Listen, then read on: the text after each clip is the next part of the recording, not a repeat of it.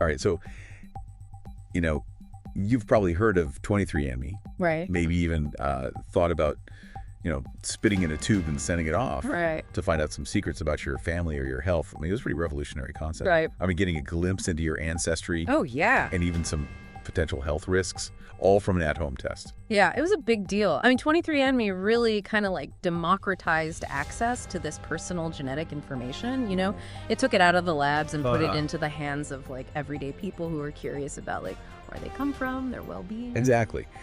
But things have taken kind of a crazy turn. Yeah. And that's why we're doing this deep dive. The big news is 23andMe has filed for bankruptcy. Yeah. And this is not just about a company, struggling financially. Right. It's raising some really big questions, especially for those of you out there listening who have entrusted them with some incredibly personal data. Yeah, exactly. This is not your typical business going under. I mean, 23andMe, we're talking about, they hold a massive amount of genetic information. Huge. Like full genomes of like 15 million users. Wow. Think about that, 15 million. And then, beyond just the genomes, it's all the detailed links between those genes and various conditions. They even have seemingly random personal details, like whether you're left-handed or right-handed or your education level. I mean, it's a really unprecedented data set they've got. It is. And, before we get into all of the really, serious aspects of this, the data and everything. Yeah. Just to remind everybody, 23andMe wasn't just about telling you your ancestry or giving you health reports.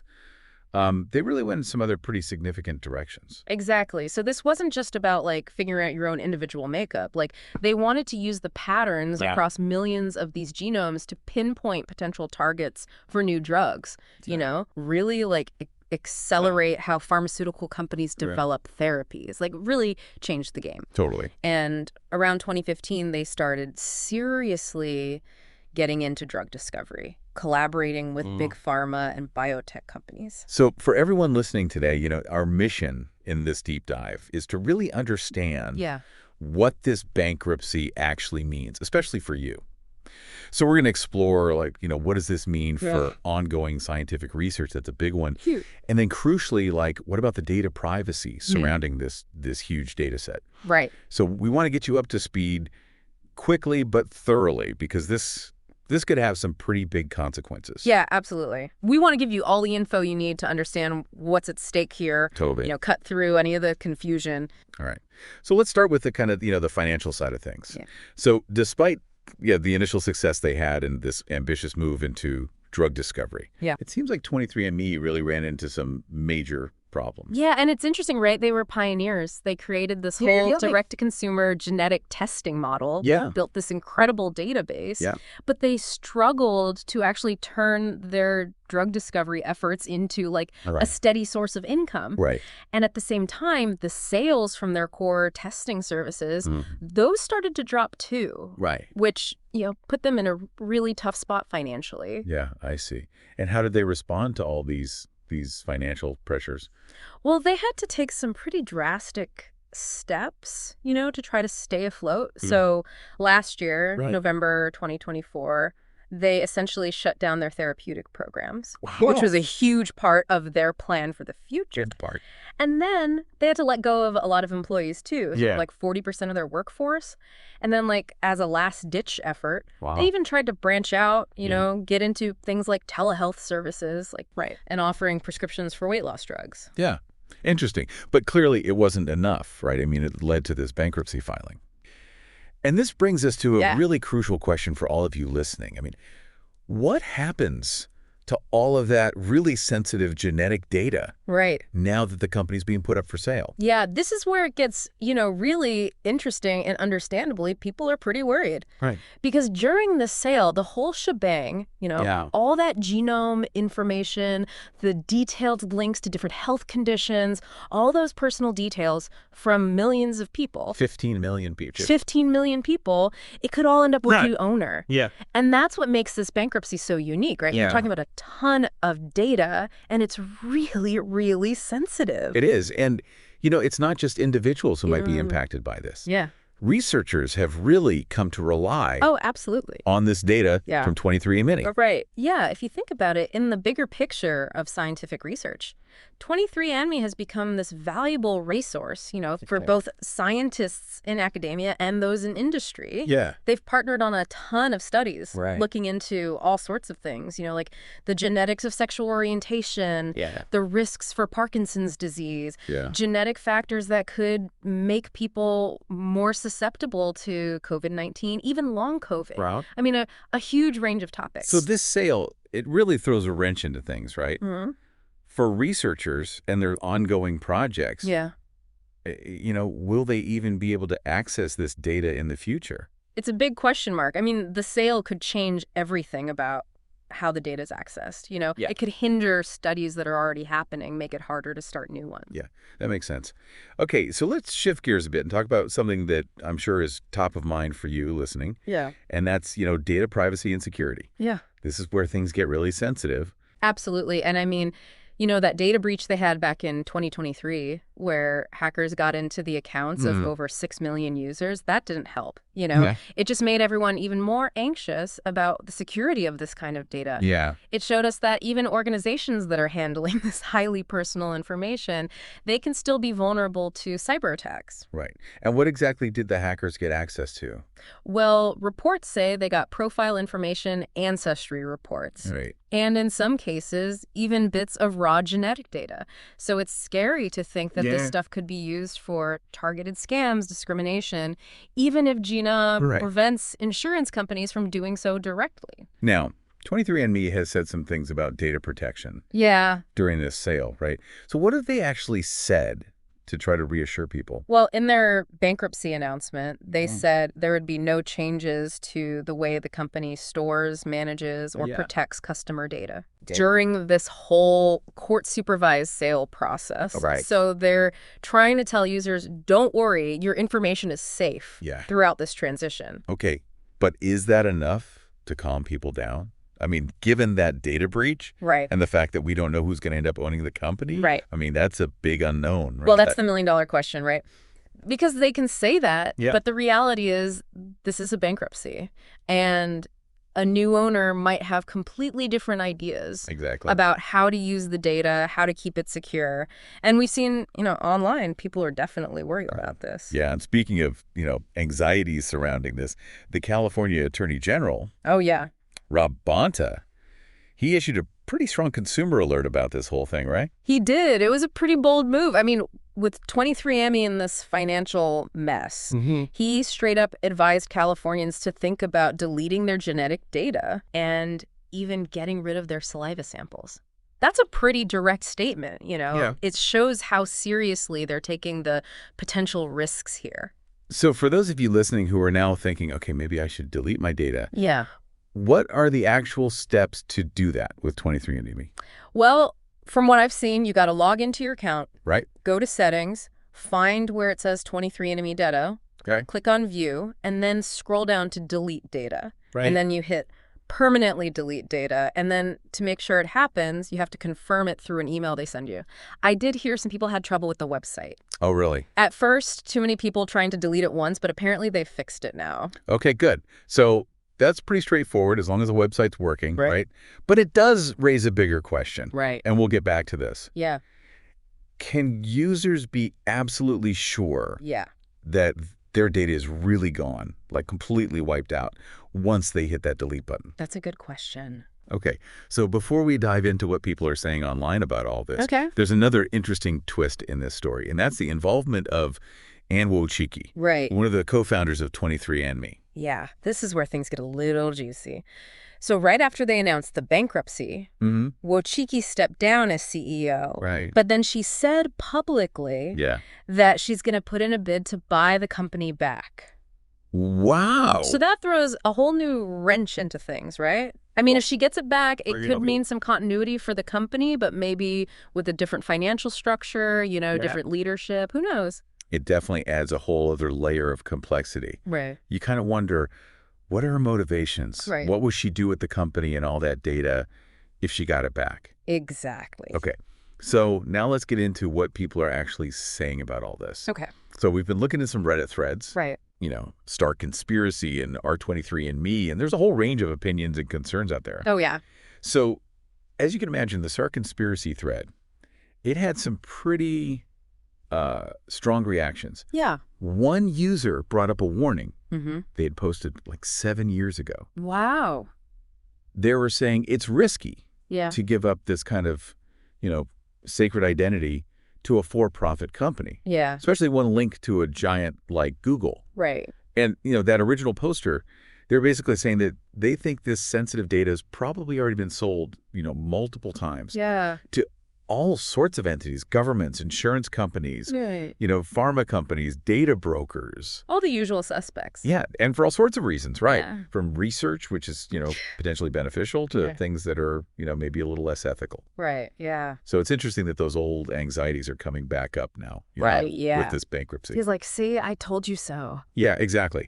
And a big suggestion on that thread was for people to immediately delete their data. Yeah. Not just from 23andMe, but from Ancestry DNA too. Right. Just to be safe. Like right now, get it out of there. Yeah, exactly. Yeah. But there was also a lot of doubt, right? Like, would these companies actually delete everything if you ask them to? A lot of people were like, I don't trust him. Yeah, and they brought up those terms of service agreements. Yeah, those things. That nobody reads. Nobody reads them. And they're saying that even if you hit delete, the company might still keep some of your information for their own reasons. Right, for whatever they want. And there were also worries about targeted advertising. Like, even if you delete your data, could you still be targeted with ads? Exactly, yeah. And they compared it to, platforms like Reddit, where even if you delete a comment, right, it might still be in their system somewhere. Yeah, it's like, is it ever really gone? Right.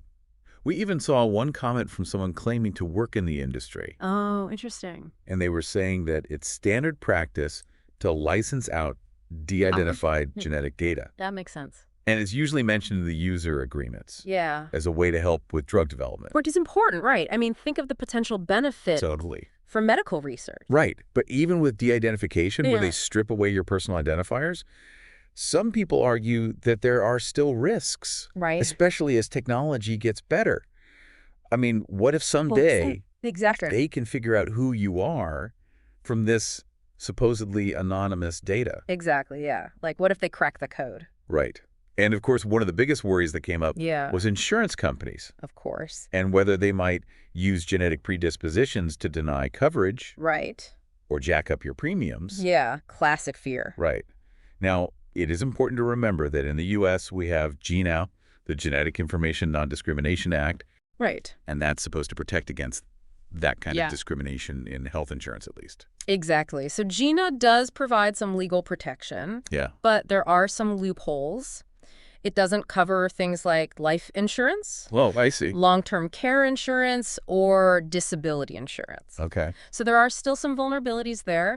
And on Reddit, people were talking about, what if insurance companies find ways around the rules? Right. What if the laws change? Yeah, totally. And then there was this slippery slope argument that came up. Oh, yeah.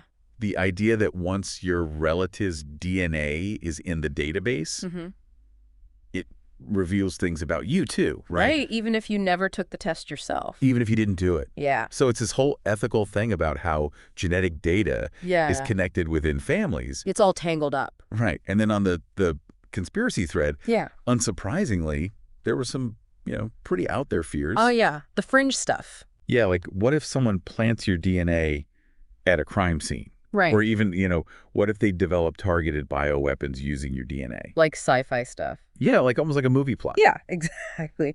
But to be fair, most people saw those ideas as pretty far-fetched. Yeah, I mean, it shows the kind of deep-seated anxieties that some people have. Yeah. But yeah, a lot of people were like, come on, that's not realistic. Right. But another sentiment that kept coming up was this idea that the real value of these DNA testing companies is the data itself. Right. The gold mine.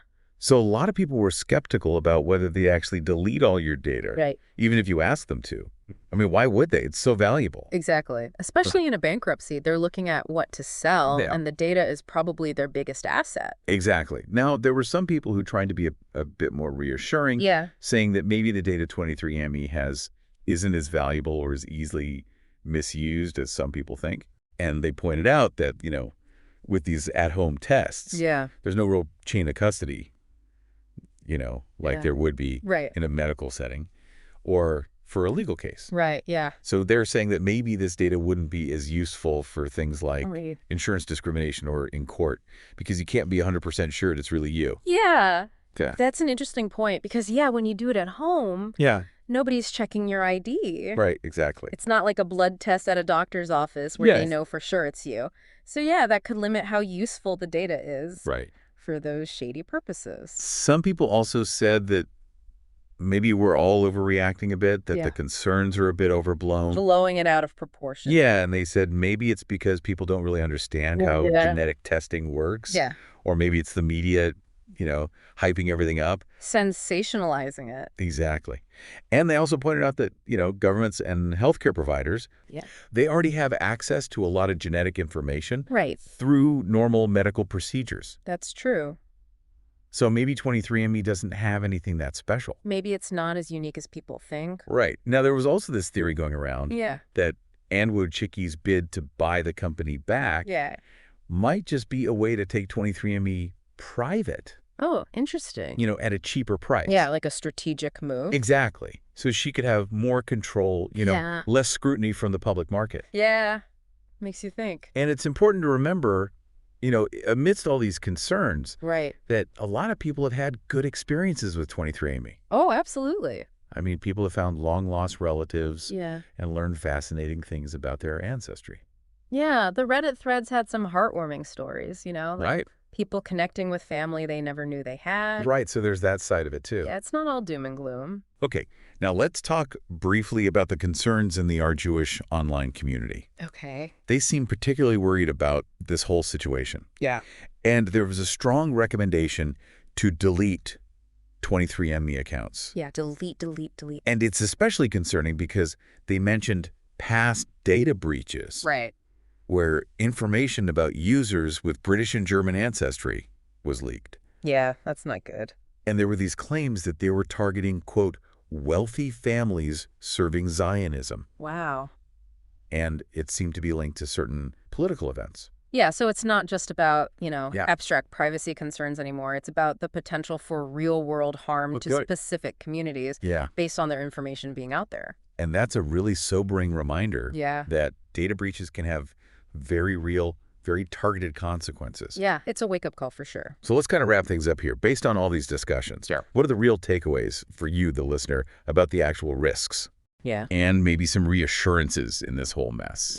So if we look at the more informed opinions, it seems like the most blatant forms of misuse, like, say, a health insurance company denying you coverage just because of your 23andMe results, that's probably not going to happen right now in the U.S. because of GINA, that law we talked about. Right. And also because those at-home tests aren't super strict about verifying your identity, it's harder to definitively link that genetic profile to you, which makes it tougher to discriminate against you specifically. But you did mention earlier that laws can change, right? Oh, yeah, definitely. GINA might be there now, but who knows what'll happen in the future? Yeah, that's true. Maybe they'll change the law. Maybe they'll interpret it differently. Right. And we can't forget about those less direct ways of misusing data, like targeted advertising. Totally. Based on your ancestry or your genetic predispositions. And that's still a possibility. Oh, yeah, that's still on the table. So the bottom line is read those privacy policies. Yes. Especially when a company's being bought or sold. Yeah. You got to know what's going to happen to your data. So as we come to the end of this deep dive, what's the most important thing you should take away from all of this? About the 23andMe bankruptcy? It boils down to this. This whole thing has created a lot of uncertainty about what's going to happen to a massive, incredibly sensitive collection of personal genetic data. Now, some people might think immediate, really harmful misuse is unlikely. Right. But this data could be used in ways that we just don't see coming. Right. Especially with technology advancing so fast and laws changing all the time. Yeah, and this whole situation really highlights how important it is to practice good digital hygiene. Oh, yeah. Digital hygiene is key. Like that KY3 report said, take the time to delete online accounts you don't use anymore, check your privacy settings on social media, Clear your browsing history. Right. Look at the permissions you've given to different apps. All of that. Make sure you have strong passwords. Strong, unique passwords. Yeah, it's a good reminder that our data, in all its forms, is valuable. Yeah. And it can be vulnerable. It's out there. Yeah. And 23andMe, this is just a prime example of that. Yeah, it really brings it home. So it kind of leaves us with this question, right? Yeah. In this world where data is everything, Yeah. What responsibility do we have as individuals Right. to understand and control our own genetic information?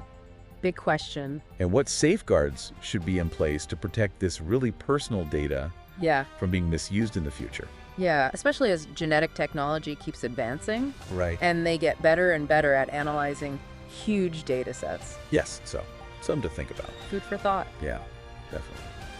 All right, well, thanks for listening to this deep dive. We'll see you next time. See ya.